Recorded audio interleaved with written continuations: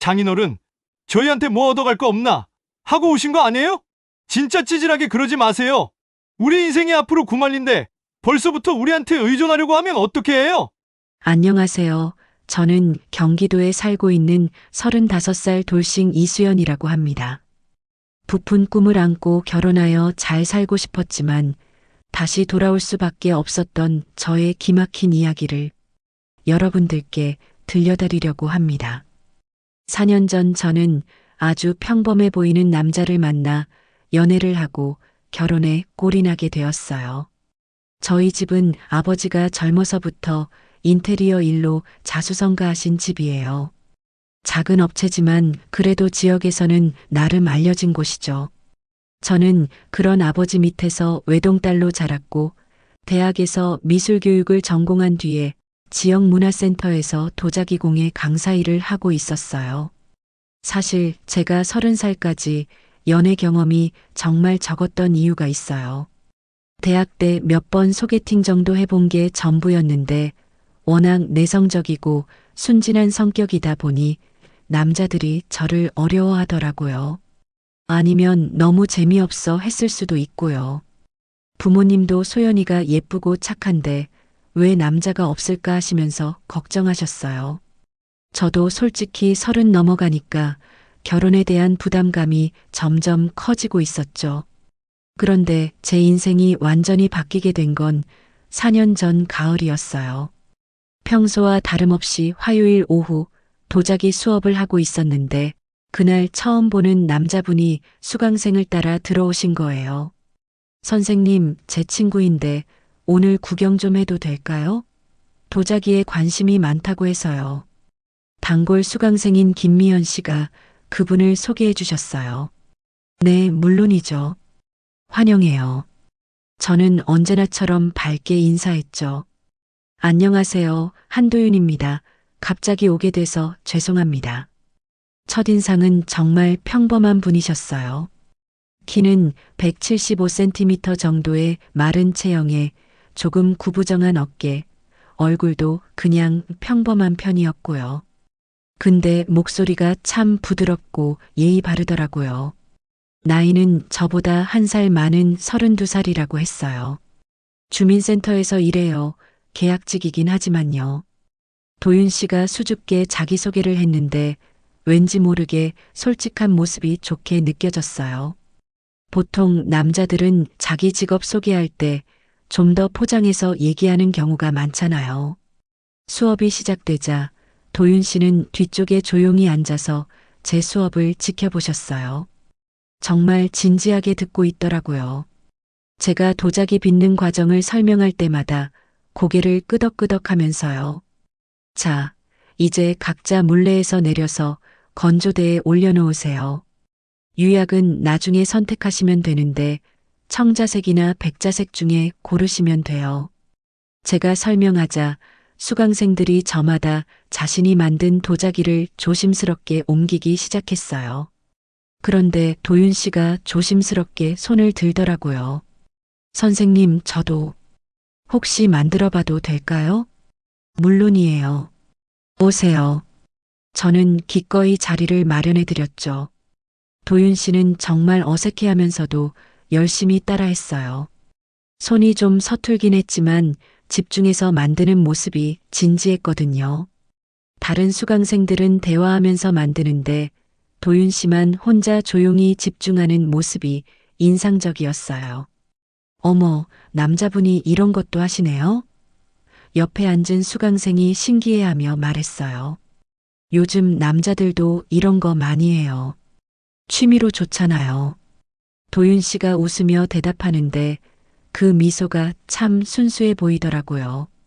저는 도윤 씨 옆에서 처음 치고는 정말 잘하세요. 손재주가 있으신 것 같아요. 라고 칭찬해 드렸어요. 정말요? 감사합니다. 생각보다 어렵네요. 선생님이 가르쳐 주시니까 재밌어요. 도윤 씨가 수줍게 웃는데 그때 처음으로 그분이 좀 매력적으로 보였어요. 수업이 끝나고 수강생들이 하나둘 정리하고 나갈 때 도윤 씨도 함께 나가려다가 갑자기 뒤돌아서 저에게 다가왔어요. 선생님, 오늘 정말 재밌었습니다. 혹시 다음에 또 와도 될까요? 네, 언제든 환영이에요. 그런데 선생님은 이 일을 오래 하셨어요? 도윤 씨가 조심스럽게 물어봤어요. 3년 정도 됐어요. 원래 미술교육 전공했거든요. 나중에는 제 도자기 공방을 차리는 게 꿈이에요. 와, 대단하시네요. 꿈이 있으시구나. 너무 멋지세요. 저희 아버지 손재주를 닮아서 아버님도 예술 쪽 일을 하시나 봐요? 저희 아버지는 도배 인테리어 업체를 하세요. 작은 회사지만 그래도 자수성가하신 분이시죠. 그 순간이었어요. 도윤 씨 표정이 미묘하게 변하는 게 보였어요. 뭔가 더 관심 있어 하는 것 같기도 하고, 눈빛이 좀 달라졌다고 해야 할까? 하지만 그때는 별로 신경 쓰지 않았어요. 아, 그렇구나. 사장님 따님이시네요. 도윤 씨가 웃으며 말했어요. 사장이라고 하기엔 너무 작은 업체예요. 그냥 아버지께서 열심히 일하시는 거죠. 제가 겸손하게 대답했어요. 아유, 자수성가하신 분들이 제일 대단하시죠. 그럼 다음 주에 또 뵐게요. 도윤 씨가 인사하고 나갔어요. 그날 저녁 집에 돌아와서 여느 때처럼 부모님께 하루 있었던 일을 이야기했어요. 오늘 수업에 남자분이 오셨는데 정말 열심히 하시더라고요. 엄마가 빙그레 웃으시며 우리 소연이 드디어 관심 가는 사람 생겼나?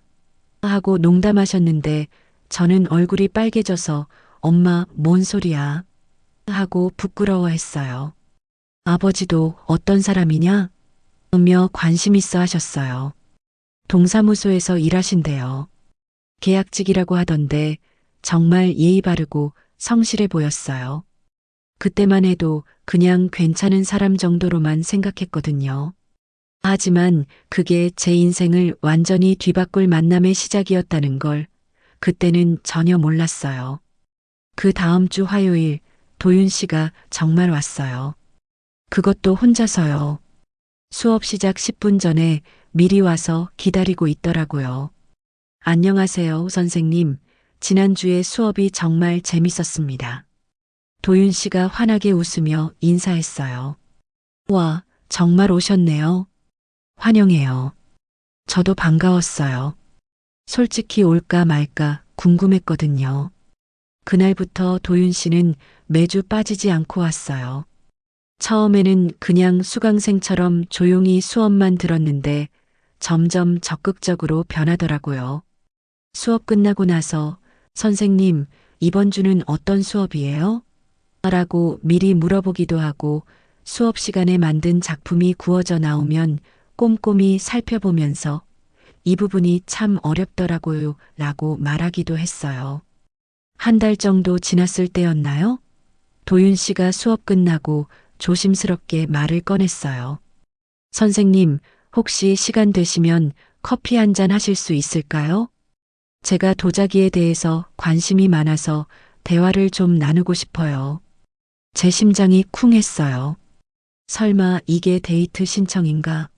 하지만 워낙 순진한 성격이다 보니까 아, 정말 도자기에 관심이 많으신가 보다 라고 생각했죠. 그날 문화센터 앞 카페에서 도윤 씨는 정말 다른 사람처럼 말이 많아졌어요. 평소에는 조용했었는데 말이죠. 선생님은 정말 대단하신 것 같아요. 젊은 나이에 이런 일도 하시고 꿈도 뚜렷하시고 뭐가 대단해요? 그냥 좋아하는 일 하는 거예요. 특히 아버님이 자수성가하신 분이라고 하셨잖아요. 그런 분 밑에서 자라면 정말 든든하실 것 같아요. 저는 자연스럽게 아버지 자랑을 했어요. 네, 저희 아버지가 정말 대단하세요. 고등학교만 나오시고 맨손으로 시작해서 지금까지 어릴 때부터 아버지 일하시는 모습 보면서 자랐거든요. 그때 도윤 씨 표정이 조금 어두워지더라고요. 정말 부러워요, 선생님.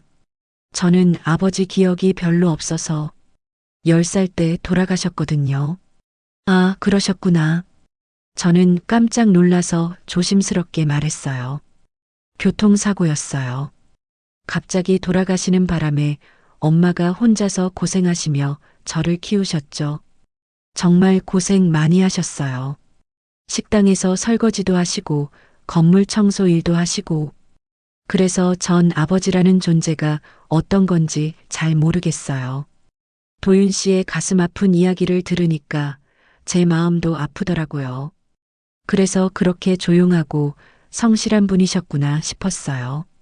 그래서 전 항상 부족한 사람이라고 생각해요. 선생님처럼 좋은 집안에서 자란 분들 보면 위축도 되고요. 도윤 씨, 그런 말씀 마세요. 힘든 환경에서도 성실하게 살아오신 게 더 대단한 거예요. 그날 이후로 도윤 씨는 정말 적극적으로 변했어요. 수업 없는 날에도 문자를 보내서 오늘 날씨 좋네요. 점심은 드셨어요? 같은 안부 인사도 자주 했어요. 2달 정도 지났을 때 도윤 씨가 정식으로 고백했어요. 소연 씨, 저 드릴 말씀이 있는데 솔직히 처음에는 그냥 도자기에 관심이 있어서 왔거든요. 그런데 지금은 선생님이 좋아서 오는 거예요. 저 같은 사람이 선생님을 좋아해도 될까요? 너무 순수하고 진실한 고백이었어요. 저도 솔직히 도윤 씨에 대해 좋은 감정이 생겼거든요. 매주 보다 보니까 정말 성실하고 착한 분이라는 게 느껴졌어요. 저도 도윤 씨 좋아해요. 그렇게 저희 연애가 시작됐어요. 도윤 씨는 정말 헌신적인 남자친구였어요. 제가 감기라도 걸리면 죽을 사서 집 앞까지 가져다 주고 제 생일에는 아침 일찍 손수 끓인 미역국과 커다란 꽃다발을 집 앞에 가져다 놓고 출근하기도 했어요. 6개월 정도 사귀었을 때 부모님께 소개해드렸어요. 아버지는 처음에 좀 시큰둥하셨어요. 계약직이라고? 아니 나이가 내일 모레면 40인데? 아빠, 사람이 중요하지 직업이 뭐가 중요해요. 도윤 씨 정말 착하고 성실한 사람이에요. 엄마는 괜찮다고 하셨는데 아버지는 계속 못마땅해 하셨어요. 우리 딸이 뭐가 아쉬워서 그런 남자를. 하지만 도윤 씨가 집에 인사 와서 정말 예의 바른 모습 보이고 아버지 사업 이야기에도 관심 있게 들어드리니까 아버지 마음도 조금씩 풀리셨어요. 1년 정도 사귀었을 때 도윤 씨가 결혼 이야기를 꺼냈어요. 소연아, 우리 이제 결혼하자. 저도 결혼하고 싶었어요. 하지만 현실적인 문제가 있었죠. 도윤 씨, 그런데 신혼집은 어떻게 해? 도윤 씨도 저축한 돈이 별로 없다고 했잖아. 일단 월세방으로 시작하자. 나중에 돈 모아서 전세로 옮기고 성실히 일하다 보면 집도 사고 그럴 날이 올 거야. 솔직히 좀 막막했어요. 저도 강사 일하면서 모은 돈이 얼마 안 되거든요. 그래서 고민 끝에 아버지께 털어놓았죠. 아빠, 이제 나이도 더 들어가고 도윤 씨랑 결혼하려고 하는데 우리가 모은 돈이 별로 없어서 좀 걱정돼요. 아버지가 한숨을 쉬시더니 말씀하셨어요. 그래, 알겠다. 계약직으로 무슨 돈을 모았겠니? 아빠가 집 정도는 하나 마련해 줄게. 아빠, 집을 해주신다고요? 우리 딸 결혼하는데 뭐가 아까워? 평생 한 번 있는 일인데.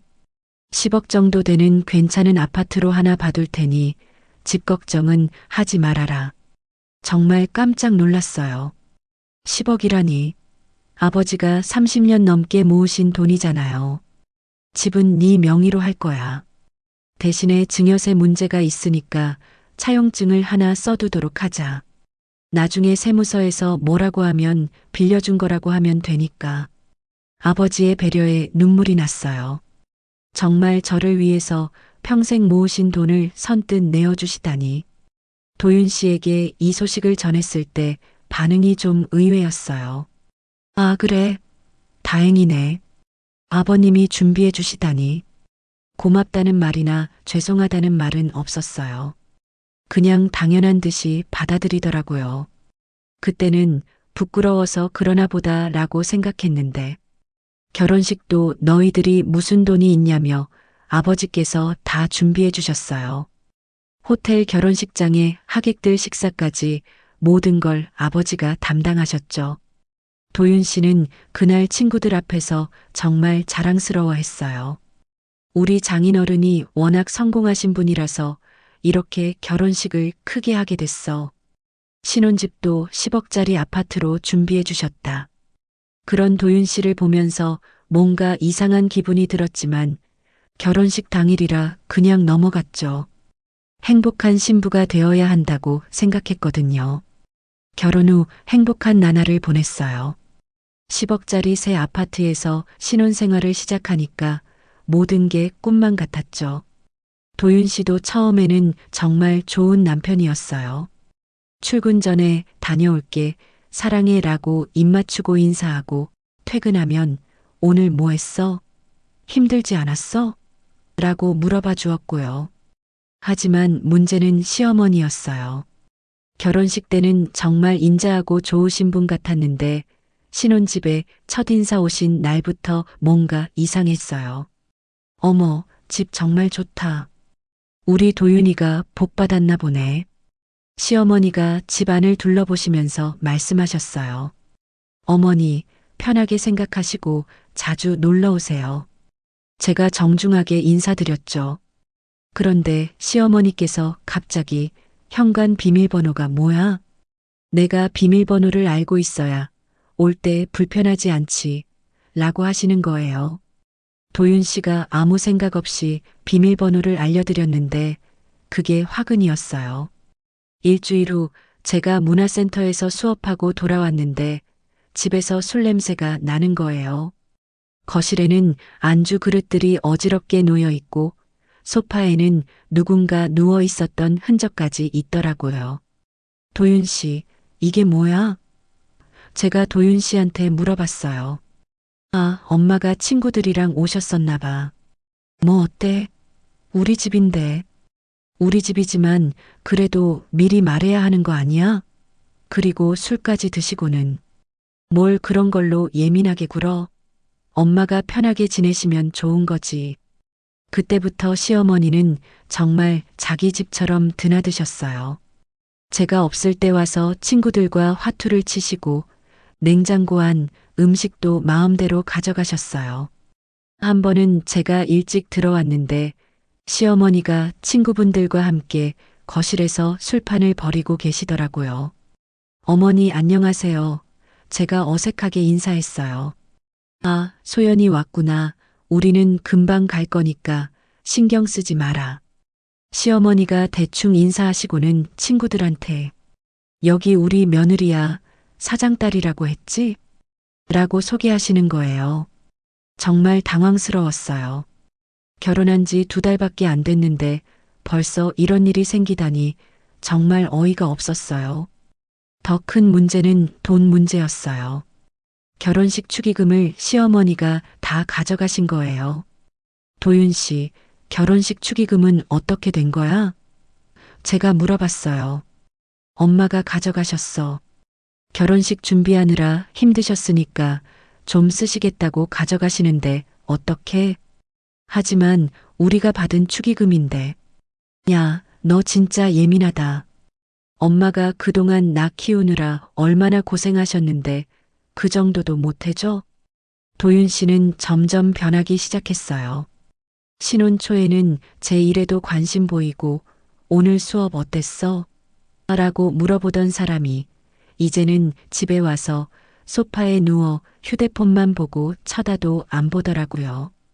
도윤 씨, 오늘 무슨 일 있었는지 알아? 글쎄 오늘 수업에서.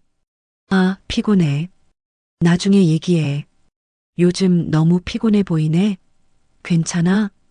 직장 생활이 원래 그런 거야. 넌 문화센터에서 취미 생활이나 하니까 모르지. 취미 생활이라니. 제가 3년째 열심히 하고 있는 일을 그렇게 하찮게 표현하다니 정말 실망스럽고 놀랐어요. 그러던 중 결혼한 지 6개월이 지났는데도 임신 소식이 없어서 병원에 갔더니 의사 선생님이 충격적인 이야기를 하시는 거예요. 검사 결과 자궁 내막증이 꽤 심한 편이고 자연 임신이 어려울 수 있어요. 그럼 아이를 가질 수 없다는 건가요?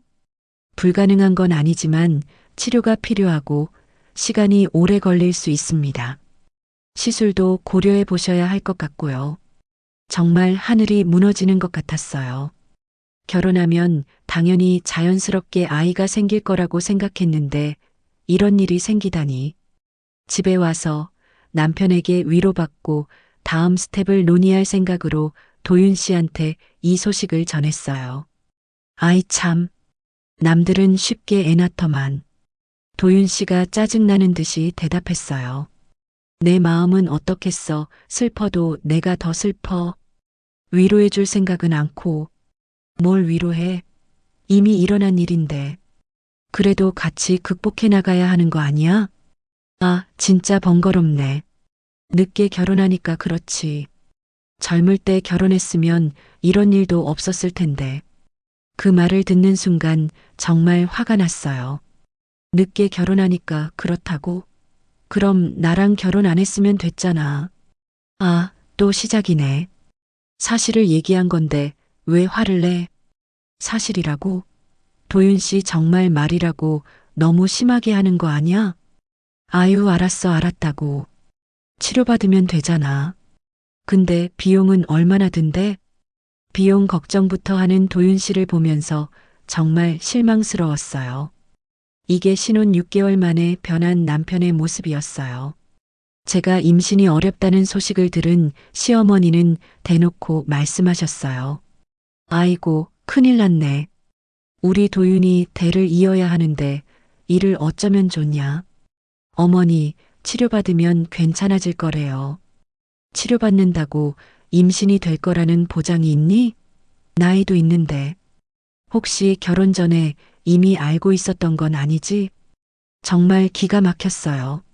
마치 제가 속이고 결혼한 것처럼 말씀을 하시는 거예요. 그날 밤 도윤 씨한테 어머님 말씀이 너무 상처됐다고 했더니 도윤 씨는 엄마가 걱정돼서 그런 건데 뭘 속 좁게 그런 걸 갖고 마음에 담아두냐? 라고 하더라고요. 결혼 전 그렇게 다정하고 헌신적이었던 남자가 고작 6개월 만에 이렇게 변할 수가 있다니.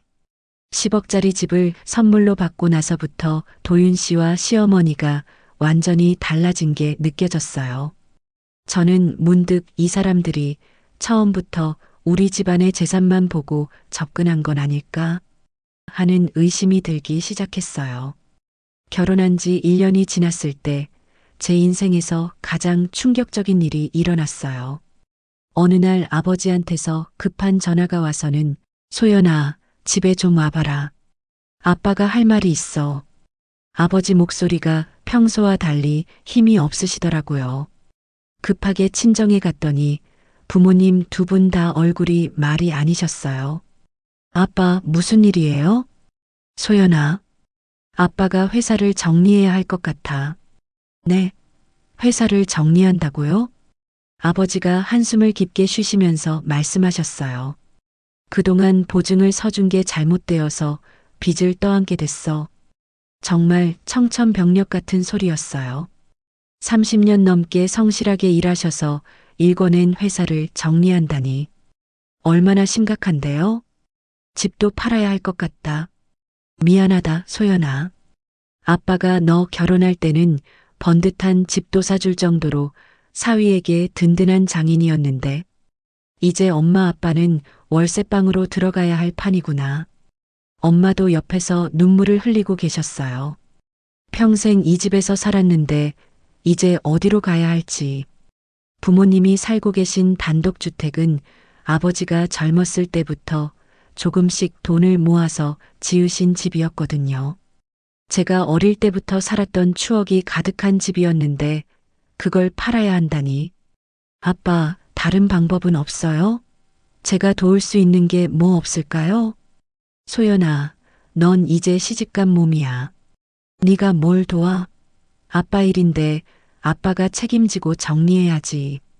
저는 집에 돌아와서 도윤 씨한테 이 소식을 전했어요.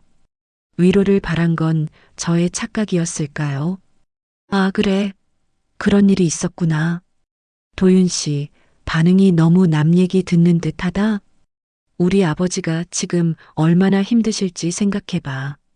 평생 일군 걸 다 잃는 거야. 그건 장인어른이 사업을 잘못하셔서 그런 거지. 어쩔 수 없는 거 아니야? 잘못했다고? 아버지가 뭘 잘못하셨다는 거야? 보증을 서준 거 자체가 실수지. 사업하는 사람이 그런 것도 판단 못하면 어떡해? 도윤 씨의 차갑고 냉정한 반응에 정말 충격받았어요.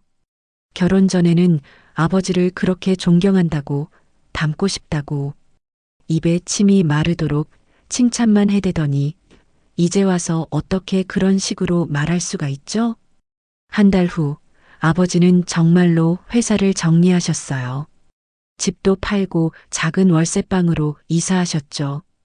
제가 이사 도와드리러 가겠다고 했더니 도윤 씨가 말리더라고요. 아니, 코딱지만한 집에 뭘 도와줄 게 있다고 가려고 해? 답답하다 정말. 뭐라고? 코딱지만한 집? 사실이잖아. 발붙일 곳 없는 코딱지만한 집에 가서 걸리적거리기나 하지 뭘. 한도윤, 그래도 우리 아버지야. 어떻게 그런 말을 해? 우리 아버지라고? 내 아버지도 아닌데 뭔 우리 아버지야. 그리고 솔직히 말하면 이제 장인어른한테 기댈 게 없으니까 난 좀 실망스러울 뿐이야. 그 말을 듣는 순간 정말 소름이 끼쳤어요. 이 사람이 처음부터 우리 집 재산만 보고 결혼한 게 아닐까 하는 생각이 확신으로 바뀌는 순간이었죠. 기댈 게 없다고? 당신이 우리 아버지한테 여태까지 기대며 살았다는 거야? 당연하지. 10억짜리 집도 받았고 결혼식 비용도 다 내주셨잖아. 그런데 이제 그런 것들이 없어진다 생각하니 허탈하지. 허탈해? 한도윤, 당신 지금 그렇게 막말해도 되는 거야? 현실을 말하는 거야. 나도 사람인데 기댈 때가 있고 없고가 아무래도 다르지 않겠어? 정말 기가 막혔어요.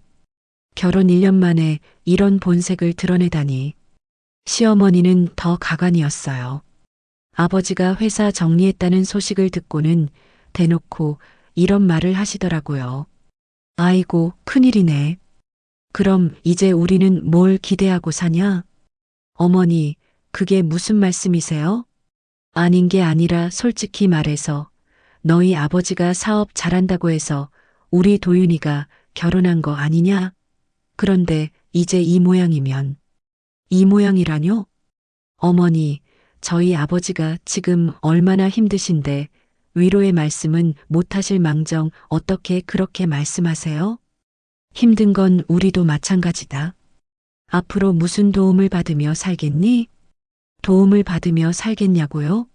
정말 어이가 없었어요. 두 사람이 처음부터 우리 집 재산을 노리고 접근한 게 확실했어요. 그렇게 속끓이며 살던 몇 달 후 아버지 생신이었어요. 예전 같으면 좋은 식당에서 가족들이 모여서 축하해드렸는데 이제는 작은 월세방에서 조촐하게 생신상을 차리게 되었어요.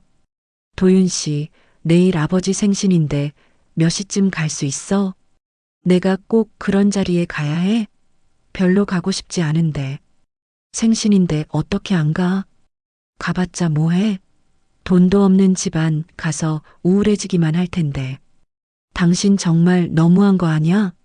작년까지만 해도 아버지 생신 때 선물과 근사한 저녁 상차림도 당신이 준비하고 그랬잖아.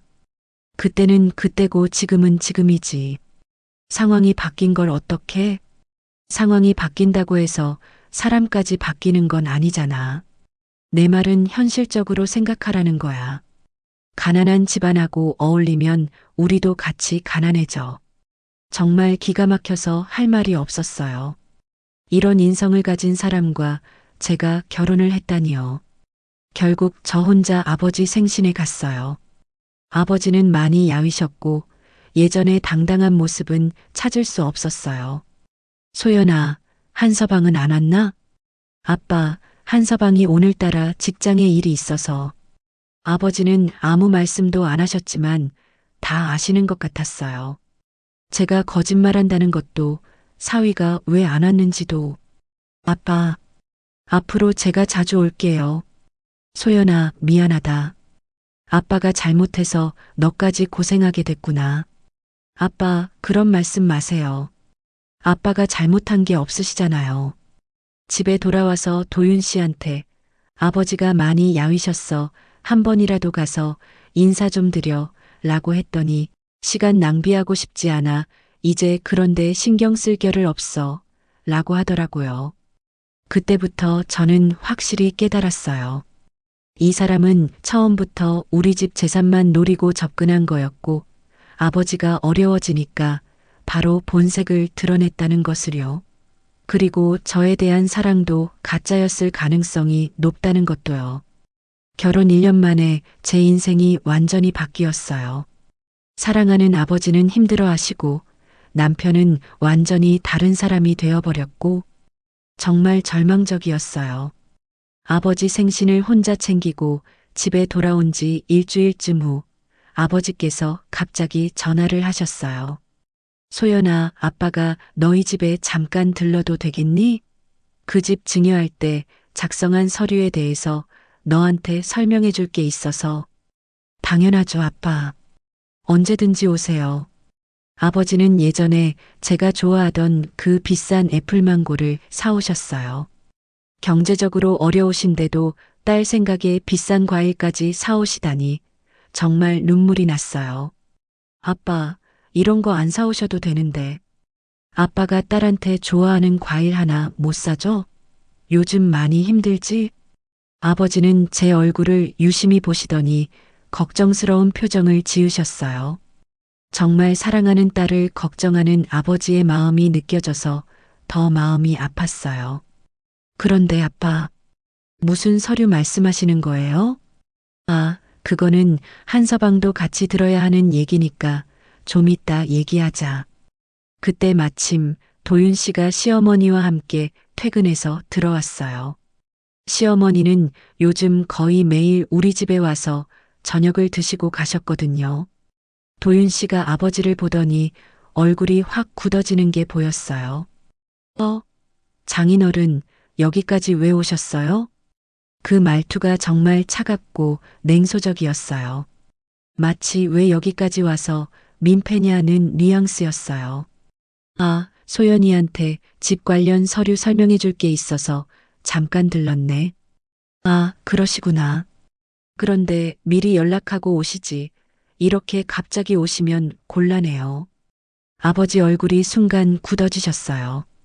예전에는 아버님, 언제든 편하게 오세요 라고 하던 사위가 180도 달라진 모습에 얼마나 당황스러우셨을까요? 시어머니는 아버지를 보고는 그냥 안녕하세요라고 시큰둥하게 인사만 하시고 소파에 앉으시더라고요. 예전 같으면 사돈어른 식사 같이 하시고 가세요라고 하셨을 텐데 이제는 표정도 싸느라고 완전히 남 보듯 하시는 거예요. 장인어른, 요즘은 어떻게 지내세요? 많이 힘드시죠?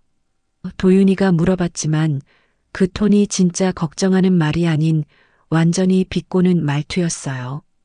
그냥 뭐 일 해결해가며 하루하루 살아가고 있지. 아버지가 조심스럽게 대답하셨어요. 그렇겠죠. 회사도 없어지고 집도 팔리고 참 인생이 한순간이죠? 도윤 씨가 냉정하게 말했어요. 아버지는 아무 말씀도 안 하셨지만 표정이 점점 어두워지시는 게 보였어요. 도윤 씨, 그런 말 하지 마. 제가 급하게 말렸어요. 뭐? 사실을 말한 건데. 왜? 장인어른도 현실을 받아들이셔야지. 그러더니 도윤 씨가 더 막 나가기 시작했어요. 장인어른, 혹시 저희한테 뭐 얻어갈 거 없나 하고 오신 거예요? 진짜 찌질하게 그러지 마세요. 우리 인생이 앞으로 구만리인데 벌써부터 우리한테 의존하려고 하면 어떻게 해요? 그 말을 듣는 순간 아버지 얼굴이 창백해지셨어요. 제가 너무 화가 나서 소리쳤죠. 너 어떻게 아버지한테 그런 말을 해? 왜? 틀린 말 했어? 우리가 모시고 살 형편도 안 되고 앞으로 애도 낳아서 키워야 하는데 도움도 못 받을 바에야 매몰차더라도 이렇게 선을 그어야 하는 게 마땅한 거 아니야? 시어머니도 옆에서 중얼거렸어요. 맞는 말이지 뭐. 이제 상황도 바뀌었는데. 그래, 알았다. 아빠가 괜히 너희들 속 시끄럽게 했구나. 소연아, 아빠 간다. 아빠, 그냥 가시면 어떻게 해요? 과일이라도 드시고 가세요. 아니다, 괜찮다. 이제 가봐야지. 아버지가 문을 향해 걸어가시는데 도윤 씨가 마지막으로 한마디 더 했어요. 장인어른, 앞으로는 꼭 연락하고 오세요. 저희도 프라이버시가 있으니까요. 아버지는 뒤돌아보지도 않으시고 그냥 나가셨어요. 등이 많이 굽어 보이셔서 정말 마음이 아팠어요. 아버지가 나가신 후 저는 도윤 씨한테 따졌어요. 당신 아버지한테 어떻게 그럴 수 있어? 우리 결혼할 때 이 집까지 사주셨는데. 그건 그때고 지금은 지금이지. 상황이 바뀐 걸 어떡하나 이 사람아. 상황이 바뀐다고 해서 사람까지 그렇게 차갑게 대해도 되는 거야? 차갑게 대한 게 아니라 현실적으로 생각해봐. 이제 장인 장모도 우리한테 짐이 될 수 있어. 시어머니가 거들었어요. 도윤이 말이 맞다. 가난해진 집안하고 계속 얽혀 있으면 우리까지 안 좋아진다. 정말 참을 수 없었어요. 어머니, 그럼 저도 가난한 집안 딸이니까 이제 필요 없다는 거예요? 뭔 소리야? 넌 이미 우리 가족이고 게다가 이 집도 네 명의잖니? 아, 그제서야 깨달았어요. 이 사람들이 저를 필요로 하는 이유는 오직 이 집 때문이었구나. 말다툼이 점점 격해졌어요. 도윤이는 평소보다 훨씬 공격적으로 변했고 저도 참았던 감정이 폭발했어요. 당신은 정말 이기적인 인간이야. 결혼 전에는 그렇게 좋은 사람인 척 하더니 결국 우리 집 재산만 보고 처음부터 생쇼한 거였지? 내가 모를 줄 알아? 그때 도윤이가 완전히 이성을 잃었어요.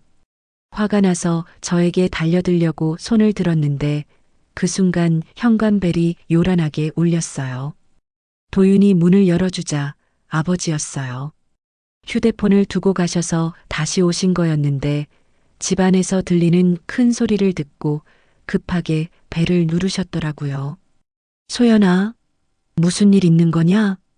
아버지가 급하게 저희 사이를 막아서셨어요. 이게 뭐 하는 짓이야? 도윤이는 순간 당황했지만 곧 뻔뻔하게 말했어요. 장인어른, 소연이가 먼저 저한테 소리 지르고 달려들었어요. 제가 피해자라고요. 뭐라고? 아버지가 믿을 수 없다는 표정으로 물으셨어요. 사실이에요. 소연이가 화내면서 저를 위협했어요. 저는 그냥 방어하려 했던 거라고요. 정말 기가 막혔어요. 그날 밤 도윤이는 더 기가 막힌 일을 했어요. 경찰서에 가서 저와 아버지가 자신을 협박하고 위협했다면서 접근금지 신청을 한 거예요. 당신 정말 미쳤어? 어떻게 그런 거짓말을 해? 거짓말이라니. 너랑 네 아버지가 나한테 협박했잖아. 그때서야 깨달았어요. 이 사람은 정말 악질이었구나. 처음부터 계획적으로 접근해서 우리 집안을 이용하려 했고 이제는 피해자 코스프레까지 하고 있다니. 그날 밤 저는 정말 잠을 이룰 수가 없었어요. 내가 사랑했던 사람이 경찰서에 가서 저와 아버지를 신고했다는 게 도무지 믿어지지 않았어요. 새벽까지 뒤척이다가 결국 친정에 전화를 걸었어요. 아빠, 저예요. 아직 안 주무셨어요? 소연아, 무슨 일이야? 목소리가 왜 그래? 아빠, 한서방이 경찰서에 신고했어요. 아빠랑 제가 자기를 협박했대요. 뭐라고? 그 자식이 감히? 아버지 목소리에 분노가 섞여 있는 게 느껴졌어요. 그리고 잠시 침묵이 흐른 후 아버지가 조용히 말씀하셨어요. 소연아, 내일 잠깐 집에 들리거라. 아빠가 너한테 보여줄 게 있어. 다음 날 오전 저는 급하게 친정으로 갔어요. 아버지는 안방에서 무언가를 찾고 계셨는데 큰 봉투에서 서류들을 꺼내시더라고요. 소연아, 이거 봐봐. 아버지가 내민 서류를 보는 순간 정말 깜짝 놀랐어요. 제가 결혼할 때 작성했던 차용증이었는데 그 뒤에 공증 서류가 여러 장 붙어 있었거든요. 아빠, 이게 뭐예요? 소연아, 아빠가 너 결혼할 때 미리 준비해 둔 거야. 혹시나 해서 말이지. 혹시나요? 응. 아빠가 살아보니까 사람 마음이란 게 특히나 돈이 개입되면 변할 수가 있더라고. 그래서 만약을 대비해서 아빠가 법적으로 확실하게 해두었단다. 아버지가 서류를 하나씩 설명해 주시는데 정말 놀라웠어요. 단순한 차용증이 아니라 정식으로 공증받은 금전소비대차 계약서였고 집을 담보로 한 대출 계약까지 포함되어 있었거든요. 아빠, 그럼 이게 진짜 효력이 있는 거예요? 당연하지. 10억을 빌려준 거니까 이자도 붙고 상환 기한도 정해져 있어. 만약 갚지 못하면 집을 처분해서 회수할 수 있게 되어 있지. 그럼 한서방은 이 사실을 모르고 있었던 거네요? 그럼 그때는 단순히 증여세 피하려고 형식적으로 쓰는 줄 알았을 거야. 정말 소름이 끼쳤어요. 아버지가 3년 전부터 이미 이 모든 걸 예상하고 계셨다니. 소연아, 이제 그놈한테 제대로 보여줄 때가 됐다. 오후에 아버지가 사위한테 전화를 하셨어요. 날쌔, 집 앞 카페로 잠깐 나오게나. 할 말이 있네. 전화기 너머로 도윤이가 뭔가 투덜거리는 소리가 들렸어요. 카페에서요? 아이 참 귀찮게. 뭐 또 할 말이 있는데요? 일단 오게나. 중요한 얘기니까. 아버지는 집 근처 카페를 알려주시고는 전화를 끊으셨어요. 그리고 저와 엄마에게 말씀하셨어요. 같이 가자. 다 같이 봐야 할 거야.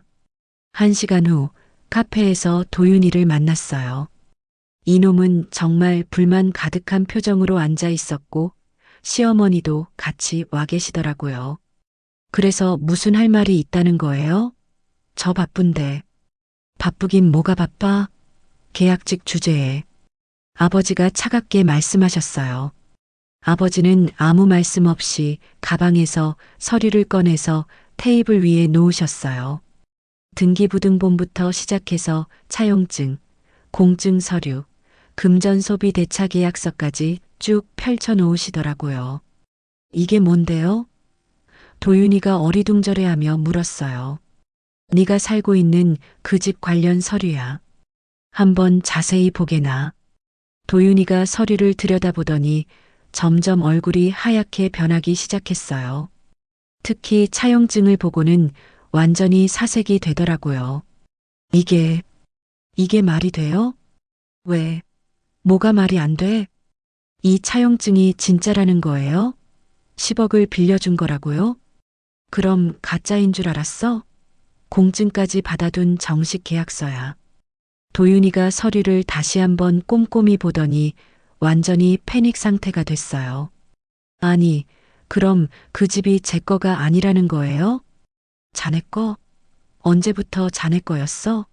명의는 소연이 명의고 실제로는 내가 빌려준 돈으로 산 거였지 않나? 시어머니도 옆에서 서류를 보더니 얼굴이 창백해졌어요. 이게 정말이에요, 사돈어른? 이자까지 계산하면 지금 12억 정도 될 걸세. 12억이라고요? 도윤 씨가 소리를 지르더니 주변 사람들이 쳐다봤어요. 조용히 해. 여긴 공공장소야. 엄마가 낮은 목소리로 경고하셨어요. 3년 동안 이자가 붙었으니까 당연하지. 그리고 여기 보면 상환 기한도 정해져 있네. 결혼 5년 후까지 갚지 못하면 집을 처분해서 회수한다고 되어 있는 거 보이지? 도윤이가 완전히 미쳐 날뛰려고 하더라고요. 이게 말이 되냐고. 사기 아니에요, 이거. 말이 안 된다고. 자네가 거짓말까지 가세해 우리를 허위 신고해서 범죄자로 만들려고 했지 않나? 내 사업이 망하고부터 자네가 어떤 인간인지 알게 되니 이제는 이 집을 회수해야 하는 게 맞는 것 같네. 그건 자네 같은 인간한테 내 딸을 더 이상 맡길 수 없네. 돈 있을 때는 좋은 사위 행세하더니 어려워지니까 본색이 다 드러나는 인간하고는 단칼에 인연을 끊어버려야 해. 엄마도 옆에서 분노하며 말씀하셨어요.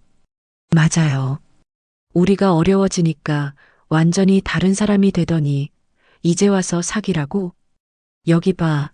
자네 도장도 찍혀 있고.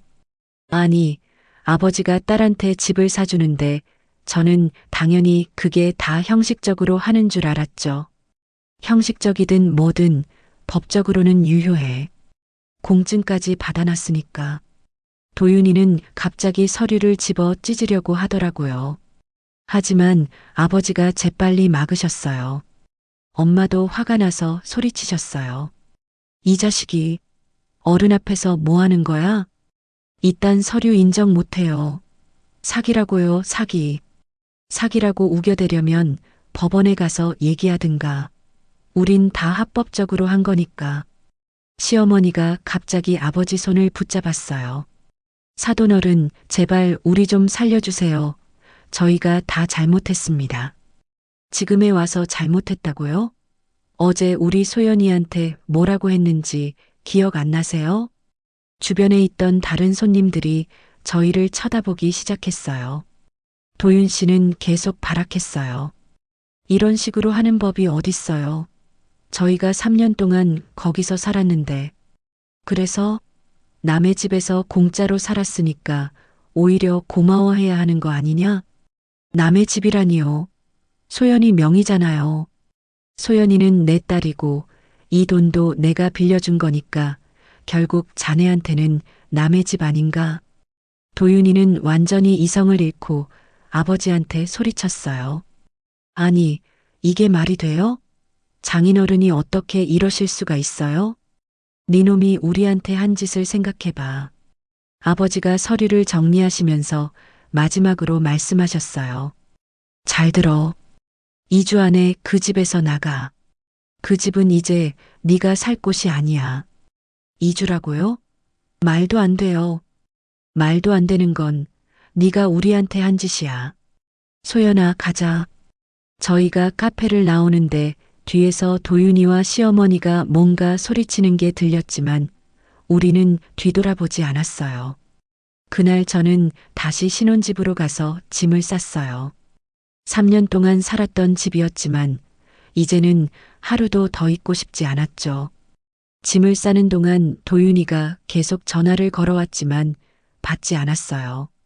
친정으로 돌아오니까 정말 마음이 편해졌어요. 3년 만에 다시 돌아온 친정이 이렇게 따뜻할 줄이야. 그 따뜻함에 눈물이 났어요. 친정에 돌아온 지 일주일 후 저는 변호사 사무실을 찾았어요. 아버지가 소개해 주신 이혼 전문 변호사셨거든요. 소연 씨 상황을 들어보니까 이혼은 어렵지 않을 것 같아요. 남편분이 허위 신고를 했다는 것, 그리고 정신적 학대를 가했다는 증거들이 충분합니다. 정말요? 그럼 위자료도 받을 수 있을까요? 글쎄요, 위자료는 좀 복잡할 수 있어요. 남편분이 소득이 많지 않고 재산도 별로 없잖아요. 변호사님 말씀으로는 차용증 때문에 집은 어차피 아버지께 돌려드려야 하니까 오히려 깔끔하게 정리될 거라고 하셨어요. 한 달 후 이혼 조정 신청을 했는데 도윤이가 완전히 다른 사람이 되어 나타났어요. 살도 많이 빠지고 옷차림도 엉망이었어요. 소연아, 제발 다시 생각해봐. 우리 다시 시작해보자. 다시 시작이라니? 당신이 나한테 뭘 어떻게 했는지 기억 안 나? 내가 잘못했어. 정말 미안해. 앞으로는 정말 잘할게. 조정위원 앞에서도 도윤이는 계속 매달렸어요. 정말 구질구질하게 말이죠. 소연 씨가 원하시면 이혼에 동의하시겠어요? 조정위원이 물어봤어요. 아니요. 저는 동의 안 해요. 우린 다시 잘 살 수 있다고요. 한도윤 씨, 부인이 이혼을 원하고 계시는데 억지로 붙잡을 수는 없죠. 그래도 저는 안 돼요. 소연이 없으면 저는 살 수가 없어요. 정말 한심했어요. 결혼할 때는 그렇게 당당하더니 이제 와서 자존심 다 버리고 저렇게 구질구질하게 매달리는 모습이 진짜 못나 보였어요. 조정이 결렬되어서 결국 이혼 소송을 하게 됐어요. 재판 과정에서 도윤 씨의 막장 행동들이 다 드러났거든요. 피고는 원고의 친정아버지가 경제적 어려움에 처하자 태도를 급변시켜 정신적 학대를 가했습니다. 저희 변호사가 주장했어요. 도윤 씨 변호사는 혼인 관계에서 일어날 수 있는 일반적인 갈등이라고 변명했지만 허위 신고 건과 아버지를 모욕한 발언들, 그리고 제가 아픈 상황에서 위로는커녕 상처 주는 말들을 했던 것들이 모두 기록으로 남아 있었죠. 특히 도윤이가 허위 신고를 한 것이 결정적이었어요. 경찰서 조사 결과 저희가 실제로 협박이나 폭행을 했다는 증거가 전혀 없었거든요. 3개월 후 판결이 나왔어요. 이혼을 허가한다. 위자료는 피고의 경제적 능력을 고려하여 지급하지 않는다. 법정에서 판결을 듣는 순간 정말 후련했어요. 드디어 자유가 되찾았어요. 하지만 도윤이는 끝까지 포기하지 않았어요. 법정 밖에서 저를 붙잡고 늘어졌거든요. 소연아, 제발. 내가 정말 잘못했어. 다시 한 번만 기회를 줘. 이거 나. 이제 우리는 남남이야. 손대지 마. 남남이라니. 우리가 3년 동안 같이 살았는데 그 3년이 나한테는 지옥이었어. 시어머니도 나타나서 제 앞에 무릎까지 꿇었어요. 소연아, 제발 우리 도윤이 용서해줘. 다 내가 잘못했다. 어머니, 이제 그만하세요. 다 끝난 일이에요. 끝났다고? 우리는 앞으로 어떻게 살라고. 그건 제가 알 바 아니에요. 정말 기가 막혔어요. 아버지 사업 망하고서는 그렇게 나를 무시하더니 이제 와서 무릎까지 꿇고 용서를 비는 모습이 참. 집 처분 절차도 시작됐어요. 부동산 중개업소에서 시세를 봐주니까 13억 정도 나온다고 하더라고요. 3년 사이에 집값이 많이 올랐어요. 아버지께 12억 상환하고 나면 1억 정도 남네요. 변호사님이 말씀하셨어요. 그 돈은 아버지께 드릴 거예요. 처음부터 아버지 돈이었으니까요. 아버지는 처음에는 안 받으려고 하셨지만 제가 강력하게 말씀드렸어요. 그동안 고생하신 것도 있고 앞으로 다시 사업하실 때 도움이 되었으면 좋겠다고 하면서요. 집이 팔리는 날 그 사람과 시어머니가 마지막으로 나왔어요. 정말 비참한 모습이었어요. 트럭 한 대에 짐을 싣고 어디론가 떠나더라고요. 나중에 들은 얘기인데 그 사람은 직장에서도 문제가 생겼다고 해요. 이혼 스트레스 때문에 성실성 바닥에 업무 실수도 잦아지면서 결국 계약 갱신이 안 됐다고 하더라고요. 시어머니와 함께 작은 월세방으로 이사했다고 하던데 한때 10억짜리 아파트에서 떵떵거리며 살던 사람들이 이제는 월세 30만 원짜리 원룸에서 산다니 참 아이러니했어요. 몇 달 후에도 그 사람은 계속 연락을 해왔어요. 소연아, 네가 없으니 나 지금 정말 너무 힘들다. 일자리를 구할 의욕도 없고 식욕도 없다. 그건 당신 문제니 더 이상 나한테 연락하지 마. 우리 정말 다시 시작할 수 없을까?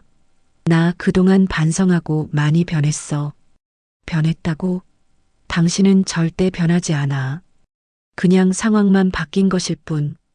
소연아, 제발. 저는 전화를 매몰차게 끊어버렸어요. 몇 달 후 문화센터에서 우연히 예전 수강생을 만났는데 그분이 이런 말씀을 하셨어요. 선생님, 어제 우연히 시장에서 전 남편분 봤는데 많이 안 좋아 보이시더라고요. 아, 네. 살도 많이 빠지시고 정말 많이 변하시다 못해 완전 딴 사람이 되셨더라고요. 그런데 요즘 그분이 동네에서 좀 이상한 소문이 있대요. 자세히 물어보니까 그 사람이 여기저기서 돈을 빌리러 다닌다는 거였어요. 제 이름을 팔아서 전처가 부잣집 딸이었다는 둥, 말 같지도 않은 소리를 해가면서 말해요. 정말 한심한 인간이네요. 저는 그냥 고개를 저었어요. 그렇게 그 사람과 시어머니는 완전히 몰락했어요. 한때 자랑하던 10억 아파트도 사장 사위라는 허세도 모든 게 물거품이 되어버렸죠. 하지만 저는 전혀 동정하지 않았어요. 자업자득이었으니까요. 진짜 사랑이 아니라 돈만 보고 접근했던 사람들의 당연한 결말이라 생각해요. 이혼이 확정된 지 6개월 후 저희 가족은 새로운 시작을 위해 이사를 했어요.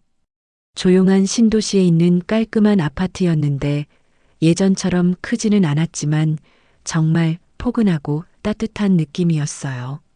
소연아, 여기 어떠냐? 마음에 들어? 아버지가 물어보셨어요. 네, 아빠. 정말 좋아요. 이제 우리 여기서 새롭게 시작하는 거예요? 그럼. 이제 진짜 우리 가족만의 공간이야.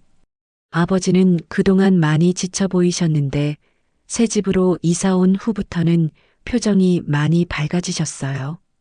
건강도 많이 좋아지셨고 예전의 활기를 되찾으시는 것 같았어요. 소연아, 아빠가 예전 동료들이랑 다시 일을 시작해 볼까 생각 중이다. 정말요? 좋은 생각이에요, 아빠. 나이가 있긴 하지만 그래도 아직 손은 살아있잖니. 작은 것부터 다시 시작해 보려고. 몇 주 후 아버지는 정말로 예전 동료분들과 함께 작은 인테리어 팀을 꾸리셨어요. 큰 회사는 아니었지만 서로 믿을 수 있는 사람들과 함께 하시니까 훨씬 안정적이었어요. 아빠, 요즘 정말 젊어 보이세요. 그래. 역시 일을 해야 사람이 살아있는 것 같아. 맞아요. 아빠는 원래 일하실 때가 가장 멋있어요. 저도 새로운 환경에서 다시 강사 일을 시작했어요. 신도시에 있는 문화센터였는데 수강생들의 열정이 대단했어요. 첫 수업날 새로운 수강생들 앞에서 자기소개를 할 때는 오랜만에 정말 떨렸어요. 안녕하세요. 도자기 강사 이소연입니다. 앞으로 잘 부탁드려요. 선생님, 젊으시네요. 결혼은 하셨어요? 한 수강생이 물어봤어요. 아, 저 돌싱입니다. 저는 담담하게 대답했어요. 예전 같으면 부끄러워했을 텐데 이제는 전혀 그렇지 않았어요. 오히려 더 당당했죠. 몇 달 후 수업을 마치고 집에 돌아가는 길에 우연히 전 남편을 마주쳤어요. 정말 오랜만이었는데 진짜 완전 딴 사람이 되어 있더라고요. 소연아. 도윤이가 조심스럽게 말을 걸었어요. 안녕하세요. 저는 정중하지만 차갑게 인사했어요. 요즘 어떻게 지내? 많이 예뻐진 것 같네. 잘 지내요. 근데 무슨 일이세요? 도윤이는 정말 초라한 모습이었어요. 소연아, 우리 정말 다시 시작할 수 없을까? 나 정말 많이 반성했는데. 한도윤 씨, 저는 이제 과거에 얽매이지 않아요. 그리고 당신과는 더 이상 할 말이 없어요. 그래도 우리가 3년 동안 살 부비며 살았는데 그 3년은 제가 젊음을 낭비한 시간이었어요. 이제 그런 실수 다시는 하지 않을 거예요. 소연아, 제발. 안녕히 가세요. 저는 돌아서서 걸어갔어요. 뒤에서 그 남자가 뭔가 말하는 것 같았지만 돌아보지 않았어요.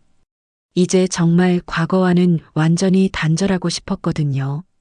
집에 돌아와서 엄마한테 그 얘기를 했어요. 엄마, 오늘 우연히 도윤이를 만났어. 어머, 그래. 어떻게 지내든? 정말 초라하더라고.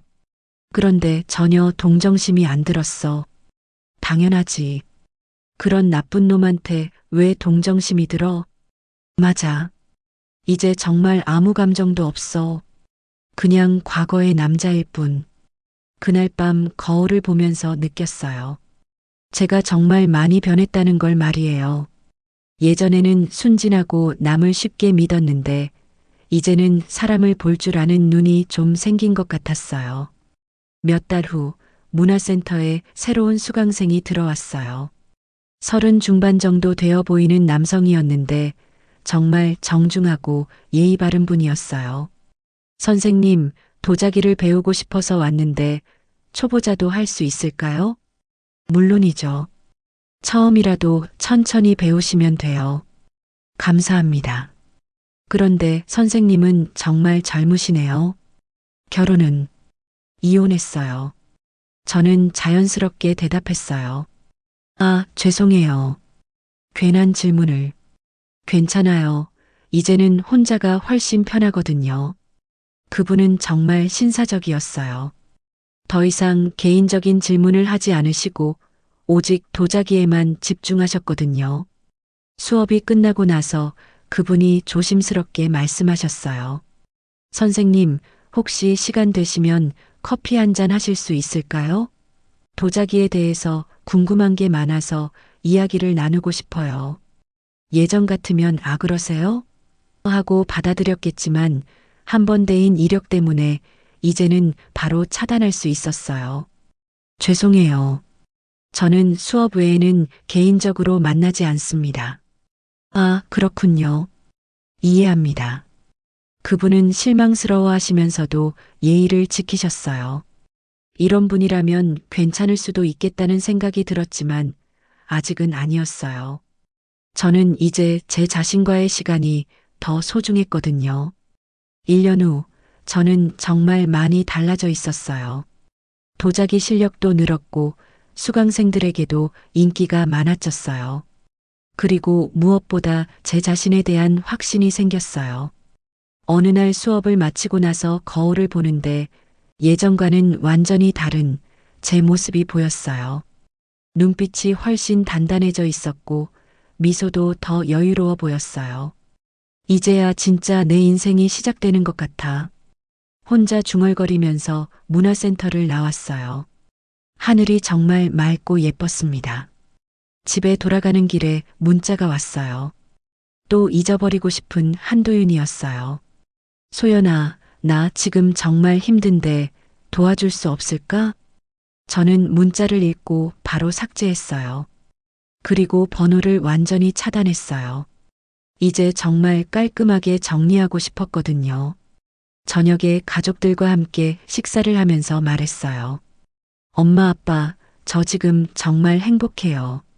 그래, 소연아. 네가 행복하면 엄마, 아빠도 행복하단다. 엄마도 제 손을 잡으시며 말씀하셨어요. 소연아, 엄마는 네가 살면서 가장 잘한 게 이혼한 거라고 생각한다. 네가 그런 남자랑 계속 살았으면 우리 딸이 얼마나 힘들었을까 생각만 해도 끔찍해. 엄마, 처음에는 네가 혼자 사는 게 걱정됐었는데 지금 보니까 혼자가 훨씬 나은 것 같아. 우리 딸의 이렇게 씩씩하고 밝은 모습 보는 게 엄마는 너무 기뻐.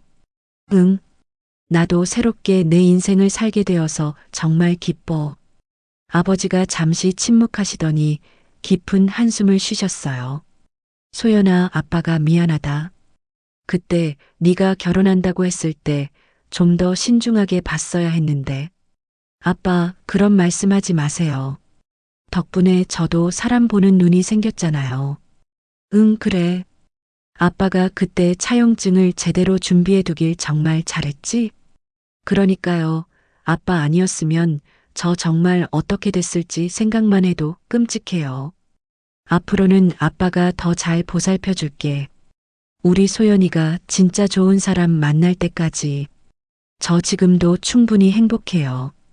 우리 가족끼리만 있어도. 그렇게 저는 새로운 삶을 시작했어요. 과거에 얽매이지 않고 오직 앞만 보면서 말이에요.